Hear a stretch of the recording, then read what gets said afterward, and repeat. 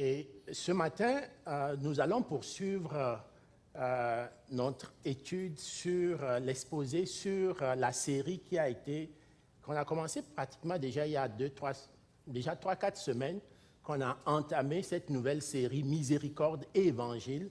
Donc l'exposé de ce matin va être dans cette suite de la série de l'exposé sur donc la miséricorde et l'Évangile.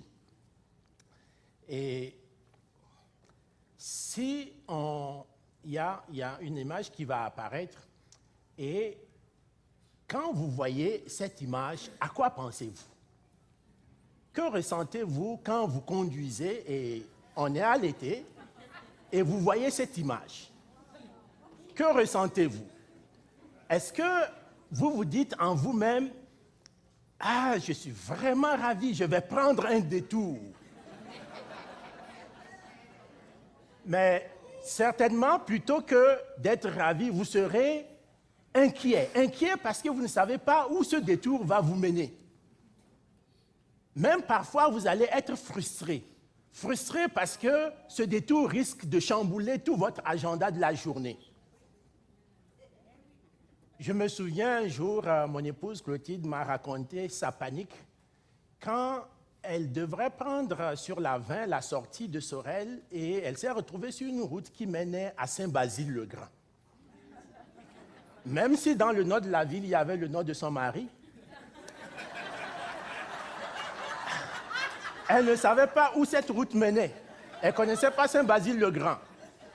Donc, elle était inquiète d'autant plus qu'elle ne savait pas où se trouverait une voie de sortie qui la ramènerait sur la route de Sorel.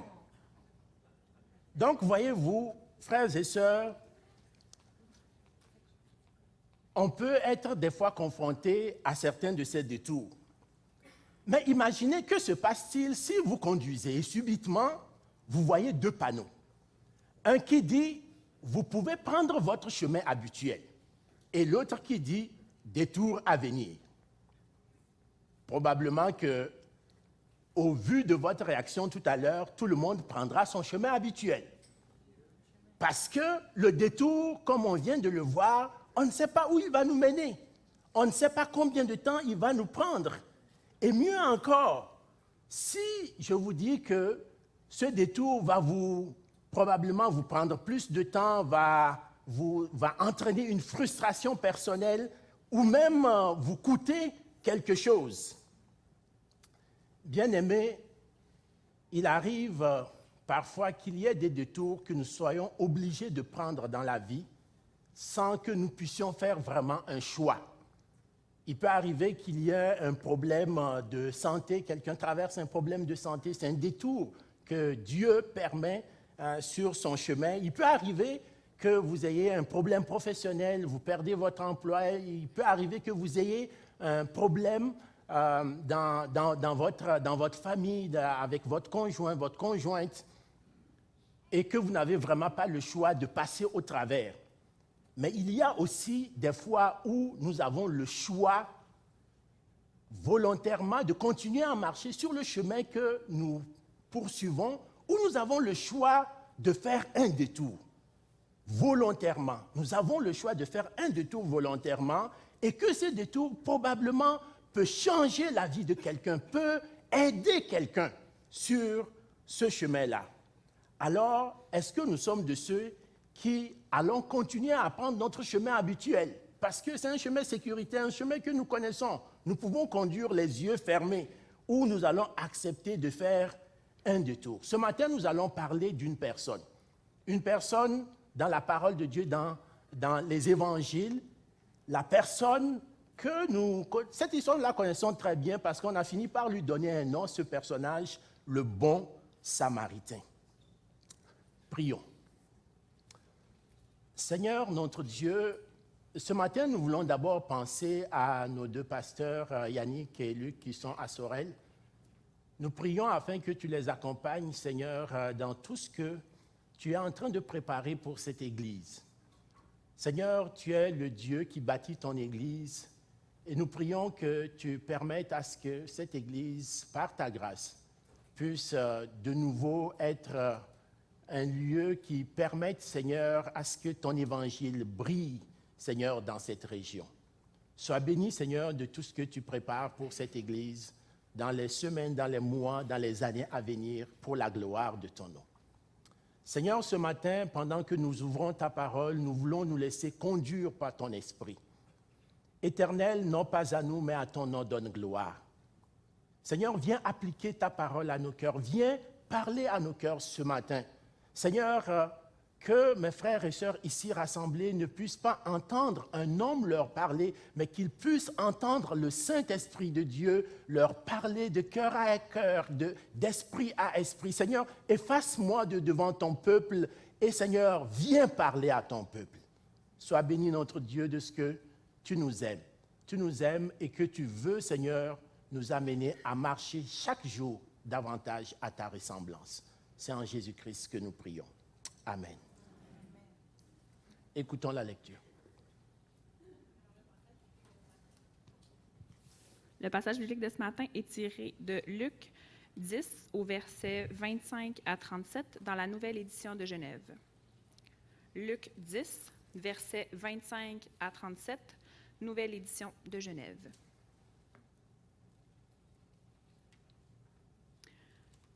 Un docteur de la loi se leva et dit à Jésus pour l'éprouver, « Maître, que dois-je faire pour hériter la vie éternelle? » Jésus lui dit, « Qu'est-il écrit dans la loi? Qui lis-tu? » Il répondit, « Tu aimeras le Seigneur ton Dieu de tout ton cœur, de toute ton âme, de toute ta force et de toute ta pensée, et ton prochain comme toi-même. » « Tu as bien répondu, lui dit Jésus. Fais cela et tu vivras. » Mais lui, voulant se justifier, il dit à Jésus, « Et qui est mon prochain? » Jésus reprit la parole et dit, « Un homme descendait de Jérusalem à Jéricho. Il tomba au milieu des brigands, qui le dépouillèrent, le chargèrent de coups et s'en allèrent, le laissant à demi-mort. Un sacrificateur, qui fortuitement descendait par le même chemin, ayant vu cet homme, passa outre. Un Lévite, qui arriva aussi dans ce lieu, l'ayant vu, passa outre. Mais un Samaritain, qui voyageait, étant venu là, fut ému de compassion lorsqu'il le vit. Il s'approcha et banda ses plaies, en y versant de l'huile et du vin. Puis il le mit sur sa propre monture, le conduisit à une hôtellerie et prit soin de lui. Le lendemain, il tira 2 deniers, les donna à l'autre et dit, « Aie soin de lui, et ce que tu dépenseras de plus, je te le rendrai à mon retour. » Lequel de ces 3 hommes te semble avoir été le prochain de celui qui était tombé au milieu des brigands? « C'est lui qui a exercé la miséricorde envers lui, » répondit le docteur de la loi. Et Jésus lui dit, « Va, et toi, fais de même. » Amen. Voilà comment, bien-aimés, ce matin, je résumerai l'exposé de ce matin comme suit. La miséricorde, c'est d'accepter de faire un détour divin sur son chemin de vie pour que votre amour passe à l'action. C'est quoi la miséricorde? Nous parlons depuis quelques semaines de la miséricorde et il me semble qu'au regard du texte qu'on vient de lire ce matin, nous pouvons vraiment résumer la miséricorde comme étant d'accepter de faire un détour divin parce que c'est planifié par Dieu sur notre chemin de vie pour que notre amour puisse s'exprimer en action, puisse passer à l'action. Dans la lecture qui vient de nous être faite, nous allons regarder d'abord le contexte de l'histoire. Nous allons regarder le contexte qui a amené à l'histoire qui nous a été racontée. Dans les versets 25 au verset 28, il est écrit « Un docteur de la loi se leva et dit à Jésus pour l'éprouver, « Maître, que dois-je faire pour hériter la vie éternelle ?» Jésus lui dit, « Qu'est-il écrit dans la loi? Qui lis-tu? » Il répondit, « Tu aimeras le Seigneur ton Dieu de tout ton cœur, de toute ton âme, de toute ta force et de toute ta pensée, et ton prochain comme toi-même. » Tu as bien répondu, lui dit Jésus. Fais cela et tu vivras. On voit que durant le ministère de Jésus en Judée, Jésus rencontre un spécialiste de la loi qui en grec était nommé nomikos, pour littéralement interprète et enseignant de la loi de Moïse. Et ces gens, à l'époque de Jésus, étaient des gens très respectés. Ces spécialistes de la loi étaient des gens très respectés parce qu'on les considérait comme des responsables de la communauté, des dignitaires dans leur communauté. Et ils avaient 3 domaines de compétences. On les reconnaissait pour leur domaine de compétences.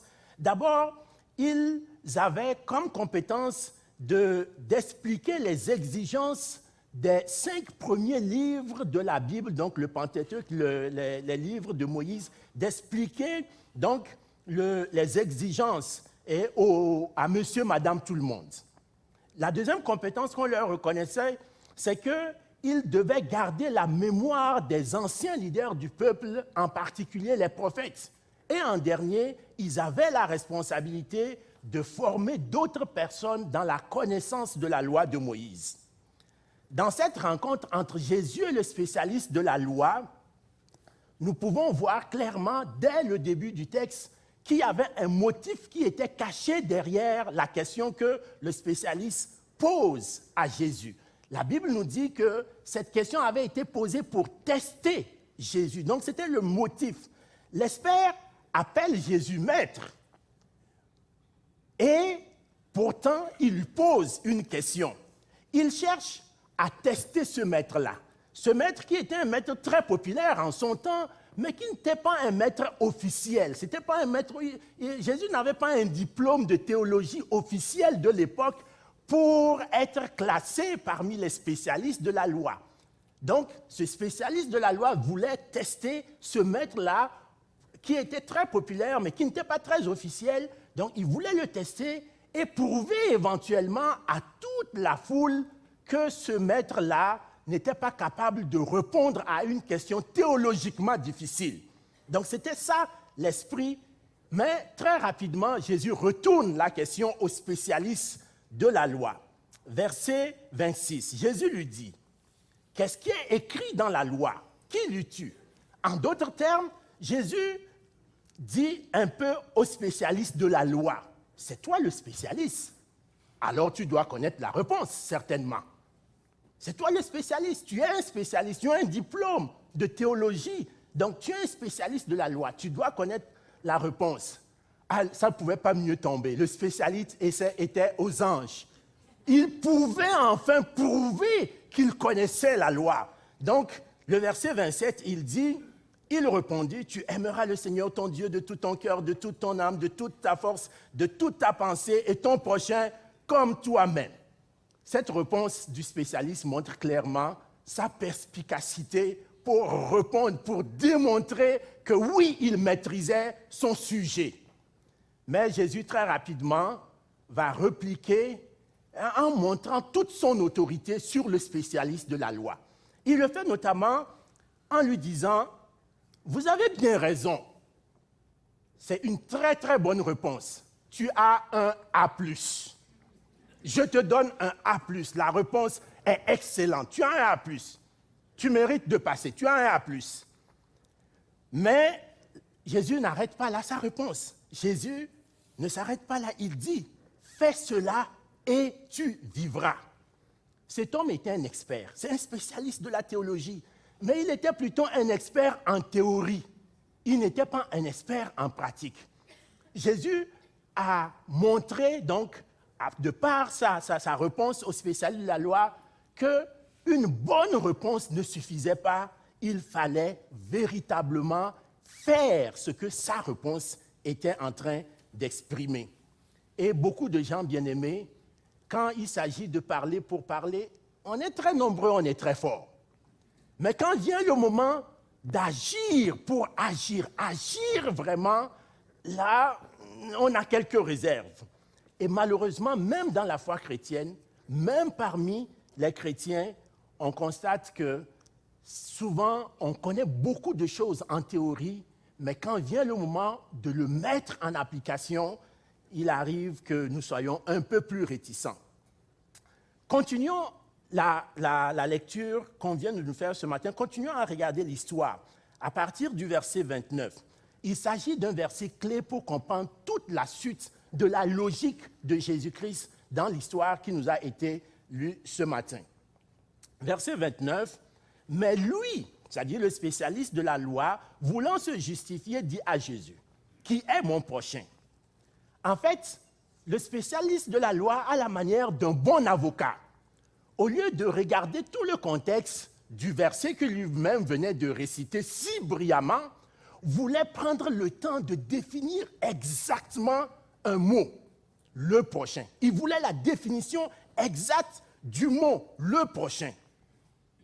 Il veut savoir qui est son prochain. Alors il pose la question, la définition du mot prochain. Selon toi, Jésus, toi le maître, que penses-tu? Et en fait, il n'a pas tort de poser la question parce qu'il y avait une certaine compréhension, une certaine interprétation du mot prochain à l'époque de Jésus. À l'époque de Jésus, prochain veut dire celui qui se trouve à proximité, c'est-à-dire celui qui est proche de vous en termes de race ou de religion. Donc, quand dans la loi, il est dit « tu aimeras ton prochain », pour le spécialiste de la loi, cela signifie « tu aimeras quelqu'un de ta religion ou quelqu'un de ta race ». Donc, si quelqu'un n'est pas de ta religion ou de ta race, alors la loi ne s'applique plus. Alors la loi ne s'applique plus. C'est ça la compréhension que le spécialiste avait. La Bible nous dit que le premier motif du docteur de la loi était de tester Jésus. Mais on voit là ainsi un deuxième motif. Le deuxième motif, c'était de se justifier. Et quand on utilise le mot justifier dans la Bible, on sait souvent que le mot justifier signifie être juste devant Dieu, être droit devant Dieu. Mais dans ce texte, le mot justifier ne signifie pas être juste. Le spécialiste ne cherchait pas à être juste devant Jésus-Christ. Il cherchait plutôt à s'excuser, à trouver une explication qui l'excuserait de ne pas aimer son prochain parce que ce prochain-là n'est pas de sa race ou de sa religion. Donc, c'est pourquoi ce passage est vraiment un passage clé pour comprendre la suite du texte qu'on a lu ce matin. Contrairement à ce que la plupart des gens pensent, la parabole du bon samaritain ne se limite pas à nous encourager à aider des gens qui sont dans le besoin. Mais c'est une parabole aussi qui vient faire écho à notre auto-justification, les arguments que nous avançons souvent pour ne pas faire certaines choses. Donc, ce n'est pas seulement un problème du spécialiste de la loi, c'est un problème aujourd'hui pour nous comme chrétiens aujourd'hui. Combien de fois nous nous justifions de ne pas pouvoir aider quelqu'un parce que c'est dangereux? C'est dangereux. Ou que nous ne pouvons pas aider quelqu'un parce que cela demande trop d'implications personnelles, voire émotionnelles. Nous ne pouvons pas aider quelqu'un parce que nous n'avons pas simplement pas de temps, ou nous ne pouvons pas aider quelqu'un parce que nous manquons d'argent. Poursuivons la lecture et voyons la réponse de Jésus. À partir du verset 30 au verset 37. Lisons d'abord les 3 premiers versets de 30 à 33. Jésus reprit la parole et dit, « Un homme descendait de Jérusalem à Jéricho. Il tomba au milieu des brigands qui le dépouillèrent, le chargèrent de coups et s'en allèrent, le laissant à demi-mort. Un sacrificateur qui, fortuitement, descendait par le même chemin, ayant vu cet homme, passa outre. Un autre, un lévite, qui arriva aussi dans ce lieu, l'ayant vu, passa outre. Mais un Samaritain qui voyageait, étant venu là, fut ému de compassion lorsqu'il le vit. » Avant de continuer l'histoire jusqu'à la fin, voyons un peu le casting que Jésus met en place dans son histoire. Il met un casting. Il dit, d'abord, il y a un groupe de voleurs. Deuxième, il y avait un homme qui s'est fait voler et battu si mal qu'il était à demi-mort. Et enfin, il y a 3 personnages principaux. Le premier personnage du récit de Jésus, c'était un prêtre, un sacrificateur. Dans la communauté juive, les prêtres et les sacrificateurs jouissaient d'un grand privilège, c'est un grand honneur. C'était ceux qui devaient représenter le peuple auprès de Dieu. C'est eux qui offraient les sacrifices en faveur du peuple auprès de Dieu. Donc, ils étaient très considérés dans la société juive. Le deuxième personnage, c'est un lévite. Un lévite, il n'avait pas le même rang qu'un prêtre, mais il était quand même un personnage, un groupe de personnes privilégiées dans ce temps-là, parce que c'était eux qui étaient, les lévites, étaient responsables des cérémonies et de la protection du temple. Naturellement, en entendant Jésus raconter cette histoire, son auditoire, Jésus a d'abord parlé d'un prêtre, d'un sacrificateur, ensuite d'un lévite. Donc tout le monde s'attendait à ce que, dans la suite, le troisième personnage soit un juif, par exemple. Mais grande surprise, Jésus dit que le troisième personnage est un Samaritain. C'est un peu comme si vous racontez une histoire à vos enfants et vous dites, il y avait papa ours, il y avait maman ours et une moufette.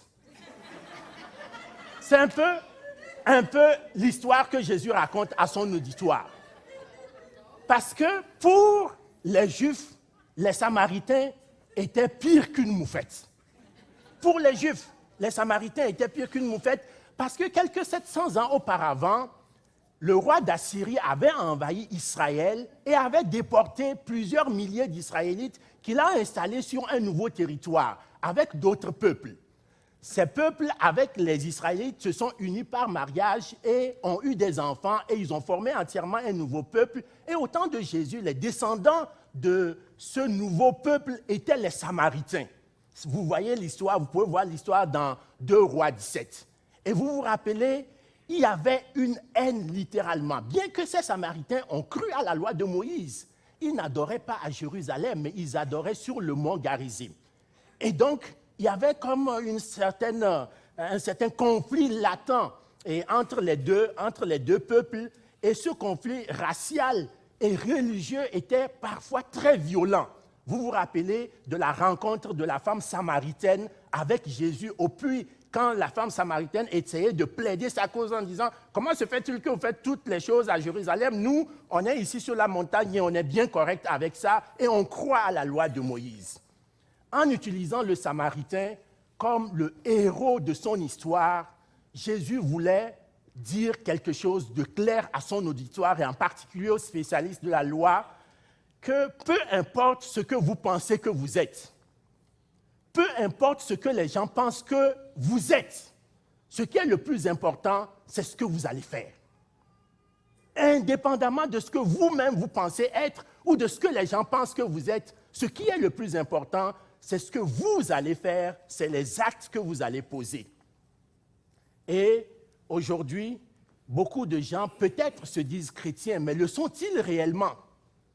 Un sondage auprès des ménages canadiens par Statistique Canada en 2011 révélait que 67,3% des Canadiens se déclarent chrétiens.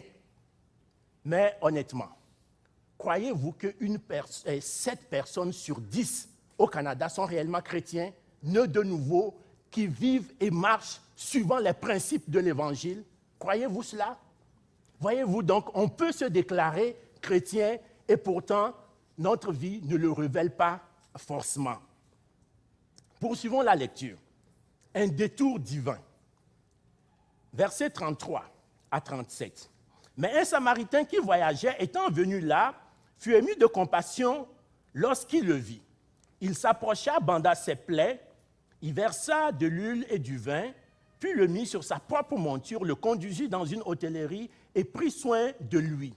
Le lendemain, il tira 2 deniers, les donna à l'hôte et dit, « Aie soin de lui, et ce que tu dépenseras de plus, je te le rendrai à mon retour. » Lequel de ces 3 te semble avoir été le prochain de celui qui était tombé au milieu des brigands?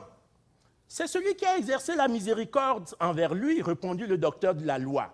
Et Jésus lui dit, « Va, et toi, fais de même. » Jésus utilise donc l'exemple du bon Samaritain pour nous montrer que ce n'est pas la personne qui est assise à côté de nous qui est notre prochain, mais c'est la personne envers qui nous témoignons de la miséricorde. C'est la personne envers qui nous témoignons de la miséricorde, la démonstration active de notre amour. Le Samaritain a accepté, il a choisi de dévier de son itinéraire pour porter secours à cette personne parce que cette personne avait été placée là par Dieu lui-même. Dieu a permis cette circonstance. Mais ce détour, bien-aimé, c'est un détour qui prend un risque. Revenons au verset 30. Le verset 30 nous dit, « Jésus reprit la parole et dit, « Un homme descendait de Jérusalem à Jéricho. Il tomba au milieu de brigands qui le dépouillèrent, le chargèrent de coups et s'en allèrent, le laissant à demi-mort. » La route de Jérusalem à Jéricho, c'est environ 27 kilomètres. Et cette route, malheureusement, au temps de Jésus, avait une triste réputation. Cette route passait sur plus d'un kilomètre au travers le désert et entre des collines rocheuses qui pouvaient facilement aider les voleurs à se cacher. Et cette route était vraiment tristement célèbre et était connue au temps de Jésus comme la route du sang. Donc, cette route-là était particulièrement dangereuse. Et tout le monde dans la région le savait. Et donc, quand Jésus parlait de quelqu'un qui descendait de Jérusalem à Jéricho, son auditoire savait exactement de quoi on parle parce qu'il y avait cette réputation de la route de Jérusalem à Jéricho qui était comme une route à éviter à tout moment. Donc, quand le Samaritain s'est arrêté et qu'il a eu l'idée d'aller porter secours à cette personne qui était blessée, le Samaritain savait que peut-être qu'il serait lui-même la prochaine victime. Parce que les voleurs qui avaient dépouillé cet homme et l'avaient non seulement volé, mais l'avaient battu en plus en le laissant demi-mort. Peut-être qu'ils ne sont pas très loin, cachés encore dans les collines. Peut-être qu'il serait la prochaine victime. Parfois, nous aussi, nous prenons donc comme justification le fait que nous risquons, nous-mêmes, nous courons un risque pour ne pas, la peur du risque, pour ne pas aider, pour ne pas porter secours à quelqu'un. C'est vrai que de nos jours, il faut faire peut-être attention. Il faut faire attention et peut-être prendre certaines décisions un peu plus intelligentes parfois. Imaginez que vous voyagez au travers le désert et que vous voyez un panneau qui dit « Faites attention aux autostoppeurs ». Et quelques kilomètres plus loin, vous voyez un homme en combinaison orange qui fait le pouce. S'arrêter pour le prendre n'est pas seulement irréfléchi, mais peut-être qu'on vous encouragerait à réfléchir par deux fois. Mais la plupart du temps, l'autre vrai problème n'est pas que nous prenons trop de risques. Malheureusement, la plupart du temps, notre vrai problème, c'est que nous ne prenons pas du tout de risques. Nous n'aimons pas prendre de risques. Une réflexion du pasteur Martin Luther King est assez révélatrice à ce sens. Il dit ceci, « La première décision que le pharisien et le lévite se sont posées était « Si je m'arrête pour aider cet homme, qu'est-ce qui m'arrivera moi-même » Mais le bon samaritain inverse la question. Si je ne m'arrête pas pour aider cet homme, qu'est-ce qui lui arriverait? Voilà, bien-aimés, ce que nous devions faire dans de telles situations. Si vous avez l'occasion de témoigner votre amour à autrui, votre frère, votre sœur ou un voisin, n'utilisez pas le risque comme excuse pour ne pas agir. Un détour aussi qui a exigé une implication personnelle. Verset 33, verset 34. Mais un Samaritain qui voyageait étant venu là, fut ému de compassion lorsqu'il le vit. Il s'approcha et banda ses plaies en y versant de l'huile et du vin. Quand le Samaritain a vu le blessé, il n'est pas passé comme les deux premiers de l'autre côté de la route. Il a fait quelque chose. Au lieu de se détourner, il a eu une compassion sincère. Ses tripes en dedans de lui se sont serrées en voyant l'état lamentable dans lequel se retrouvait cet homme, la Bible dit moitié mort. Il respirait à peine. Il a probablement déchiré ses propres vêtements pour servir de bandage aux plaies de cette personne. Et il a versé de l'huile pour conserver la peau souple et du vin pour désinfecter les plaies et éviter l'infection. Le Samaritain n'a pas eu peur de s'impliquer personnellement.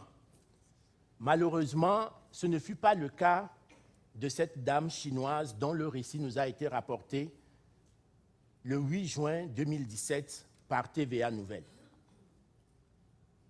Les images captées par une caméra de vidéosurveillance montrent une femme tentant de traverser une rue et être percutée une première fois. Un deuxième véhicule finit par lui rouler dessus alors qu'aucun passant et automobiliste présent ne lui a porté secours depuis la première collision survenue plus d'1 minute avant. La jeune femme a succombé à ses blessures à la fin du mois d'avril, moment où l'accident a eu lieu. Voici 2 réactions. Le visionnement de cette vidéo me donne envie de pleurer et me met très en colère. Elle montre aussi l'enfer de la circulation en Chine, a écrit un blogueur sur le site chinois Weibo. Un autre dit, « Mon Dieu, qu'est-ce qui ne va pas dans notre société? Qu'aurais-je fait si je m'étais trouvé sur ce lieu d'accident? Je pense que j'aurais essayé d'arrêter la circulation pour porter secours à cette femme et j'aurais appelé le secours. » Le journaliste qui rapporte cette histoire ne nous dit pas si les passants et les automobilistes étaient des prêtres ou des lévites. Mais de toute façon, il n'y avait pas de bons samaritains parmi ceux-là. Certaines personnes utilisent comme excuse de ne pas vouloir s'impliquer émotionnellement, personnellement, pour éviter d'aider. Mais le bon samaritain ne l'a pas fait. Il n'a pas attendu que quelqu'un d'autre vienne après lui, comme les 2 premiers. Il n'a pas tout simplement fait le 911 pour appeler du secours. Ou il n'a pas simplement appelé son pasteur ou un ancien en disant de prendre soin de la situation. Il n'a pas seulement fait un chèque. Il a été ému de compassion, nous dit la parole de Dieu, et il est descendu dans le fossé avec l'homme.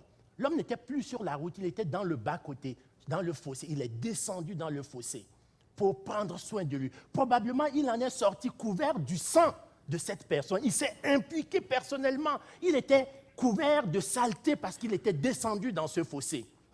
Bien-aimés, si nous avons l'occasion de témoigner notre amour à autrui, à notre frère, à notre sœur, à un voisin, n'utilisons pas notre implication personnelle comme une excuse pour nous retenir. Regardez des gens qui sont familles d'accueil. Peut-être qu'il y a des gens qui sont familles d'accueil ici dans l'Église. Vous allez accueillir des gens, des enfants que vous allez aimer, que vous allez prendre soin d'eux, mais à un certain moment, vous allez les laisser s'en aller. Parce qu'ils sont rendus là, mais vous avez contribué à faire quelque chose dans leur vie. Vous vous êtes impliqué personnellement, émotionnellement dans la vie de ces enfants pour leur permettre de pouvoir poursuivre leur chemin de vie. Un détour qui a pris du temps. Verset 34. Puis il le mit sur sa propre monture, le conduisit dans une hôtellerie et prit soin de lui. Le Samaritain n'a pas utilisé son agenda qui était vraiment compliqué probablement ce jour-là, qui était chargé pour ne pas aider. Il a pris le temps d'abord de s'arrêter. Il s'est arrêté pour prendre soin de cette personne. Et il a même changé quasiment son itinéraire en mettant la victime sur sa propre monture, une âne probablement, et il n'est pas allé le porter dans une salle d'urgence. Il n'existait pas. Dans tous les cas, même s'il en existait, les temps d'attente auraient été trop longs. Donc, il ne l'a pas amené dans une salle d'urgence, mais il l'a amené dans une auberge, dans une hôtellerie. Et la Bible nous dit que toute la nuit, il a veillé, il a pris soin de lui. C'est lui-même personnellement. Il n'y avait pas une infirmière ou un médecin de garde. Il a pris soin personnellement de ce malade. Parfois, nous utilisons le fait que nous avons nos horaires trop chargés pour ne pas porter secours. Et j'ai lu une histoire récemment dans un livre, une histoire fascinante que j'aimerais partager avec vous. C'est une étude qui a été réalisée par 2 chercheurs du séminaire de théologie de l'Université de Princeton et qui a été publiée dans un livre, The Tipping Point, How Little Things Can Make a Big Difference. Voici le scénario qu'ils mettent au point. Donc, ils demandent à 2 groupes d'étudiants en théologie de préparer chacun un exposé sur un sujet différent et de le présenter à un auditoire rassemblé dans une salle située à l'autre bout du bâtiment. Pour le faire, il fallait traverser un long corridor pour se rendre et sur le trajet, chaque étudiant a rencontré un homme effondré dans le corridor, la tête en bas, les yeux fermés, pris de toux et de gémissements. Il voulait savoir lequel des étudiants allait s'arrêter pour l'aider. Un des 2 groupes d'étudiants avait comme thème d'exposer la parabole du bon samaritain.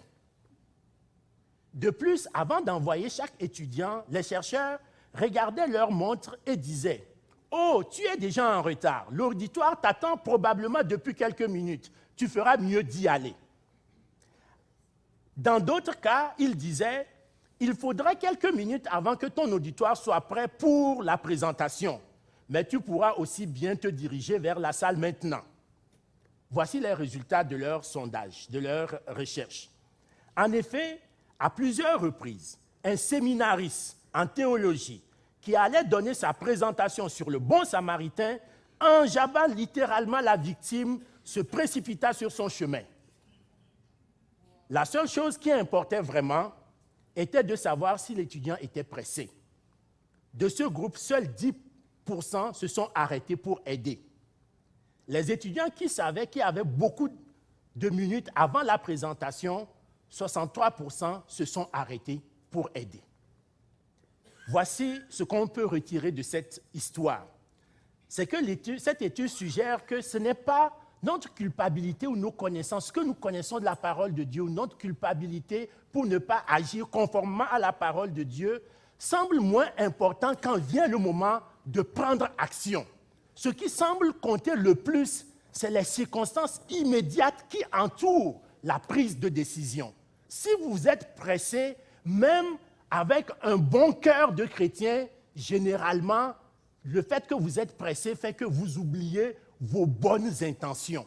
Voilà pourquoi, généralement, vous conseillez à vos enfants, soyez prêts et faites vos affaires à temps, tout ça, parce que le facteur temps est un facteur important.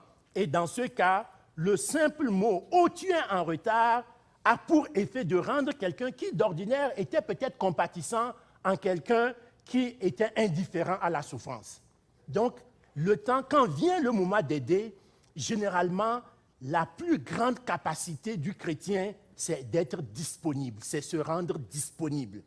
Si vous avez donc bien aimé l'occasion de témoigner de l'amour à votre frère ou à votre sœur, n'utilisez pas votre agenda trop chargé, le temps, comme une excuse.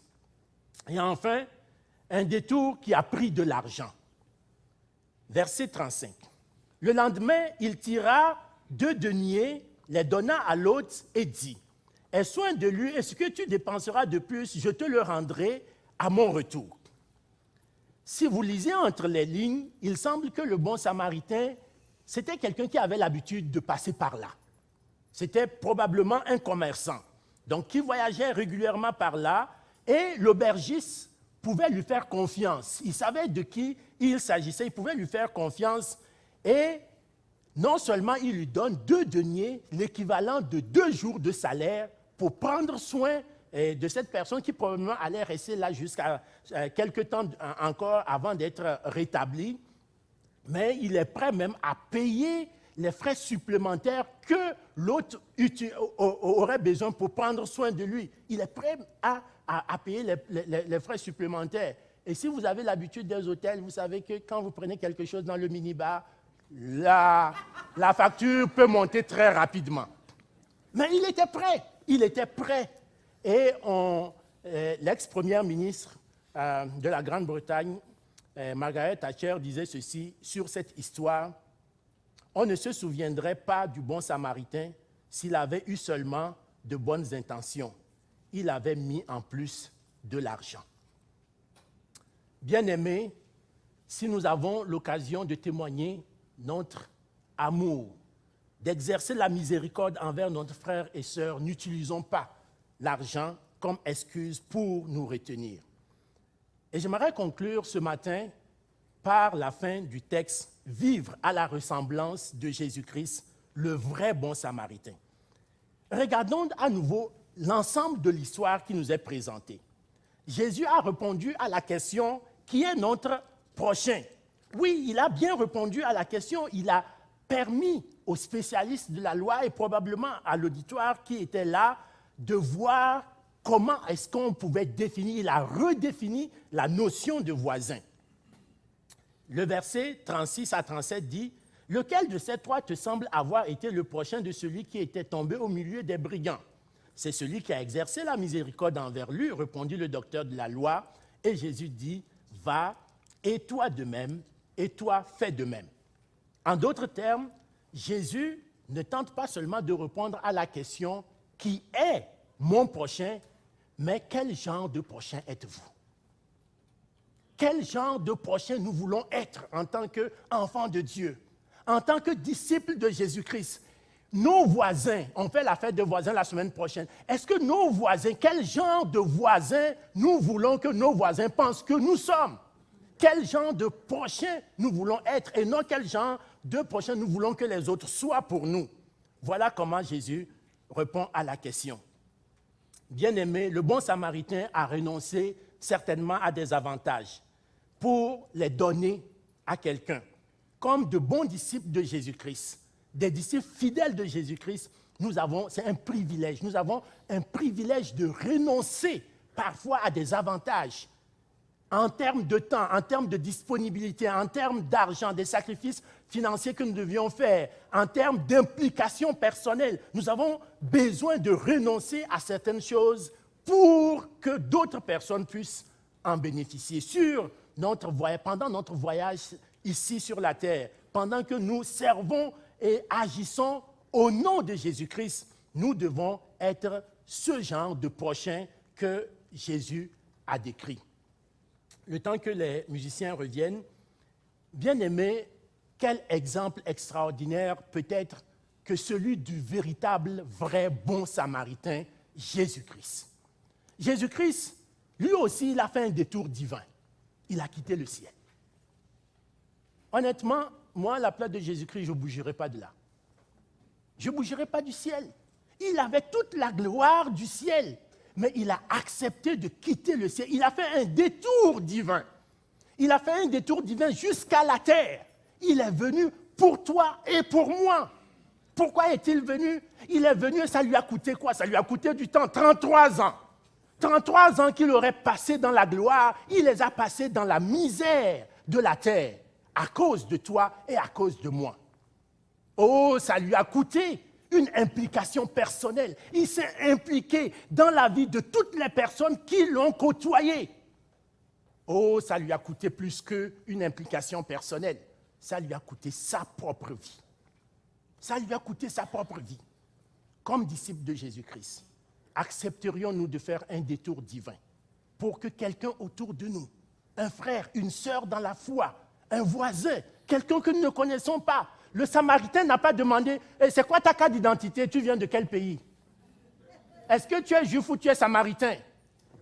Rien. Jésus n'a fait allusion à aucune de ces questions. Le Samaritain a vu une victime, il s'est arrêté, il a pris soin de lui. Voilà, bien-aimés, ce que nous devions faire comme enfants de Dieu, disciples de Jésus-Christ, pour exercer la miséricorde envers toutes les personnes que Dieu, dans sa grande miséricorde, nous donne l'opportunité d'aimer et de démontrer notre amour envers eux. Prions le Seigneur. Père Saint, merci pour ta grâce, merci pour le privilège que nous avons de te connaître. Toi, le seul, le vrai bon samaritain qui a quitté ta royauté pour venir vers nous et tu nous as donné ton temps, tu nous as donné ton implication personnelle, tu nous as donné ta propre vie, que d'ailleurs nous allons célébrer dans les prochaines minutes avec le souvenir de ce temps terrible que tu as passé en t'offrant en sacrifice à la croix pour nous. Seigneur, aide-nous.